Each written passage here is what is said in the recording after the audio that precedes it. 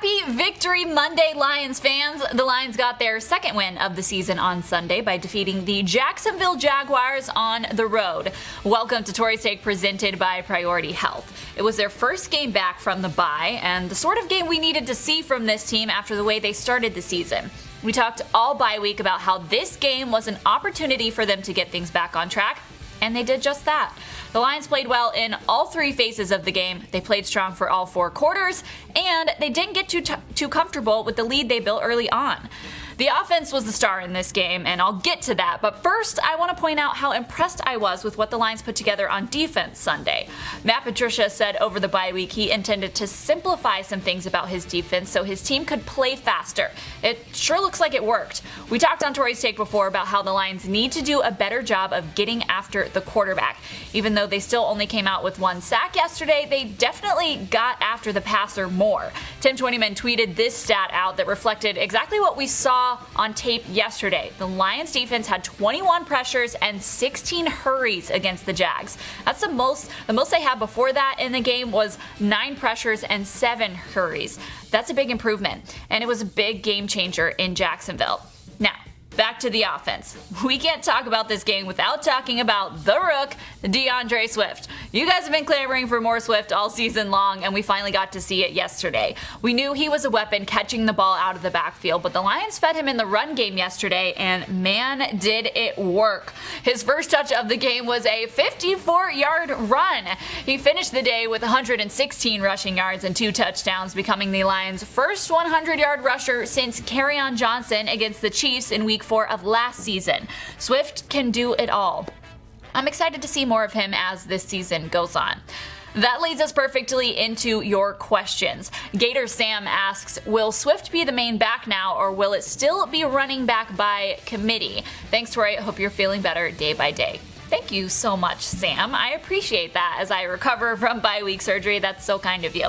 So to answer your question, I don't think it means we're done seeing Adrian Peterson just yet. I think this offense is designed to go with whatever back they feel has the best matchup that week, or whichever back is getting it done at that moment in time.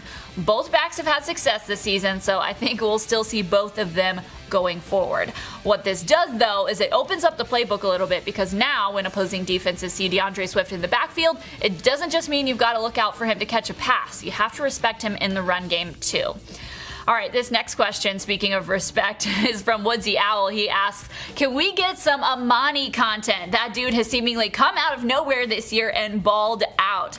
You know, I said on the pregame show yesterday, we don't talk about Amani Oruwariye enough, and I stand by that. We aren't really talking about him, though, because no one's been making big catches on him, and that is a good thing.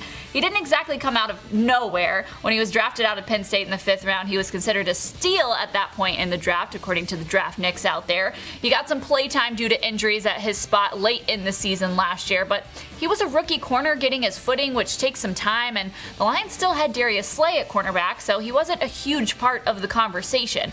Then he comes into this year thrust into a big role because of Desmond Trufant's injury, and because Jeff Okudah is at the point this year where Amani was last year, just minus an entire offseason of work thanks to COVID. But the game experience Amani got last year has really paid off, and he's playing like the Lions CB1 right now. So consider this your Amani Oruwariye appreciation content. Tyler Gerfan now wants to know, how much was the Lions' victory a reflection of their good play versus playing a bad Jaguars team? Well, that's a great question, and one I think we won't truly know the answer to until maybe week 8 when the Lions take on the Colts at Ford Field, considering the Lions' next opponent, the Falcons, and their struggles this season as well. My initial thought is that it's probably a little bit of both. They did execute well, and they played better in areas they needed to improve in, but it's a little different facing Gardner Minshew than facing Aaron Rodgers or Drew Brees. Jacksonville was also without one of their best players on defense in Josh Allen. This victory still counts in the win column, though, and we'll be able to see what they can do next week against a Falcons team that has had a tough season and fired their head coach, but did play pretty well against the Minnesota Vikings yesterday.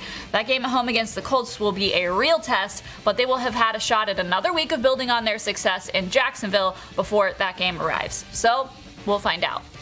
And finally, we will go to our extra point where we take you around the league, or in this case, how about around the city?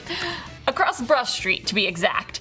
The Detroit Tigers tweeted out this uniform swap yesterday in the spirit of cheering on a fellow Detroit sports team, and I just love it. It features Adrian Peterson in a Tigers-themed football uniform and Jamer Candelario in a Lions-themed baseball uniform. I am always here for some cross-sport support, and maybe I'm just feeling all the October baseball vibes this year too, since my Tampa Bay Rays are playing in the World Series. Okay, I had to find a way to mention that.